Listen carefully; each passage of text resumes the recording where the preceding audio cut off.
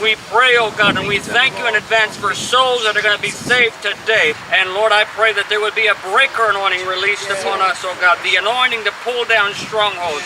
So here's the deal. Several months ago, probably mid last year, Pastor Charlie went with the intercessors, including myself, to that area. There was a young man that was shot. Praise God. So I believe this is a divine setup. This is a Kairos moment. Right there? Yeah, where the flowers are right there on that pole. That's where that young man breathed his last breath. That's where he was murdered. That pole right? That pole Stephen, right go over, stand by that pole. Come on, Tim. A couple of months ago, middle of last year, a young man breathed his last breath. He was murdered as a result of gang violence. But this is also the spot where 2 weeks later, there was a gang member who gave his heart to God. And so we're coming here to get the rest of the harvest. So if no one answered the door, we would pray over and plead the blood over every single place. We had a hard time breaking through at first, but we began to pray, we began to bind, we began to loose and pull down strongholds and take authority.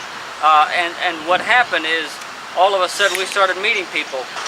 Stopped a young man who was just walking through, and Esteban began to minister to him the word of God, and you could see the power of God. I saw the power of God on this guy as he began to minister to him and began to lead him to the Lord. Porque tú querías alcanzarlo a él. En este momento, Señor, rompemos. I asked him if he wanted to see change in his life, if he was desperate for change. I put my hand on his shoulder and I led him through the sinner's prayer, or what I like to call is the activation of the gift of eternal life.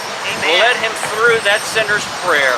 And then after he repeated that sinner's prayer, I laid my hands on him and prayed for God to touch him, God to deliver him, and God to absolutely change him from the inside out. There was one that was amazing. The last one that we had ministry was, the door was open and we came there. It was a husband and wife and a child. So they were searching. You could tell they were searching because his wife was going to be joining this Mormon, the Latter-day Saints, to pick her up. She went there once, right? She went there once and they were going to pick her up, but Frank said, don't go there. The truth is not spoken there. But you need fellowship. You go to a church. If you feel to go to Promised Land, please go there. They are preaching the Word of God. They don't preach the wrong doctrine. And so don't go to the Mormon church or whatever. It's not the truth there. Francis and I, we were going door to door, and the people were very receptive. We just talked to them, and they would start opening up, and then he would want to come in and say something, and I would just interpret for him in Spanish. Got through to the daughter, and then the mother came in. So what we do is we took them through the salvation process, and then we prayed for the Holy Spirit to come upon them. It's just been a tremendous day. We're not done with this area. Not by a long shot. I feel that so strongly in my spirit. We're not done with this area. Every house. I want every house. There's 49,000 people in 78723.